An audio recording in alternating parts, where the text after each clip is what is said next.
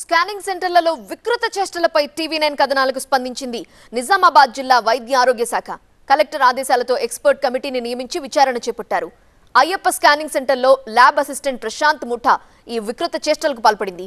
వందలాది మంది మహిళల వీడియోలు ప్రశాంత్ అండ్ కో రికార్డ్ చేసినట్టుగా తెలుస్తోంది.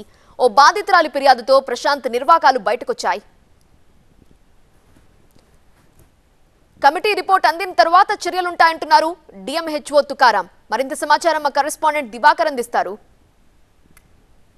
స్కానింగ్ సెంటర్లలో వికృత క్రీడలు ఉదంతంపై జిల్లా ఉన్నతాధికారులు సీరియస్ అయ్యారు. కలెక్టర్ గారి ఆదేశాల మేరకు డిఎంహెచ్ఓ దీనికి సంబంధించిన కమిటీని కూడా వేయడం జరిగింది. ప్రస్తుతం కమిటీ అయ్యప్ప డయాగ్నిక్ సెంటర్లో విచారణ కూడా చేపడుతుంది. ప్రస్తుతం మనతో పాటు డిఎంహెచ్ఓ గారు ఉన్నారు. మరిన్ని వివరాలు అడిగి తెలుసుకుందాం. సార్ చెప్పండి, ఈ కమిటీలో ఎంతమంది ఉంటారు? ఈ కమిటీ ఏ అంశాల మీద విచారణ చేపడుతున్నారు? ఈ కమిటీలో 4 సభ్యులు ఉన్నారండి. గవర్నమెంట్ జనరల్ హాస్పిటల్ నుంచి 2 డాక్టర్లు, ఒకరు రేడియాలజిస్టు, ఒకరు గైనకాలజిస్టు, మరియు మా వైపు నుంచి వైద్య ఆరోగ్య శాఖ నుంచి డిప్యూటీ డిఎంహెచ్ఓ ఆమె గైనకాలజిస్టు, మరియు ఇంకో పర్సన్ కూడా ఉన్నారు. 4 పర్సన్స్ తోటి ఇప్పుడు 4 డాక్టర్లతోటి ఎంక్వైరీ వేయడం జరిగింది. ఎంక్వైరీ సభ్యులు, కమిటీ సభ్యులందరూ కూడా ఇప్పుడు అయ్యప్ప డయాగ్నోస్టిక్ సెంటర్లో ఉన్నారు. వాళ్ళు ఎంక్వైరీ చేస్తున్నారు. రిపోర్ట్ని బట్టి తదుపరి చర్యలు ఉంటాయి. మా దృష్టిలో విచారణ అక్కడ అశ్లీల దృశ్యాలని వాళ్ళు చిత్రించినట్టు ఫోటోలు ఉన్నట్టు ఆ కంప్లైంట్ వచ్చింది. ఆ కంప్లైంట్ని వెరిఫై చేయాల్సింది పోలీసు వారు. మరి మా వైపు నుంచి మేము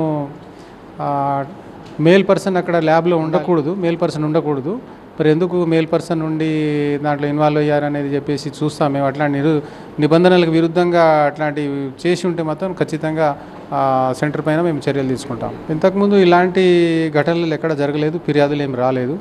దాదాపు 700కు పైన అన్ని సెంటర్స్ కలిపి నిజామాబాద్ జిల్లాలో ఉన్నాయి. దాంట్లో 150 వరకు ఈ స్కానింగ్ సెంటర్స్ ఉంటాయి.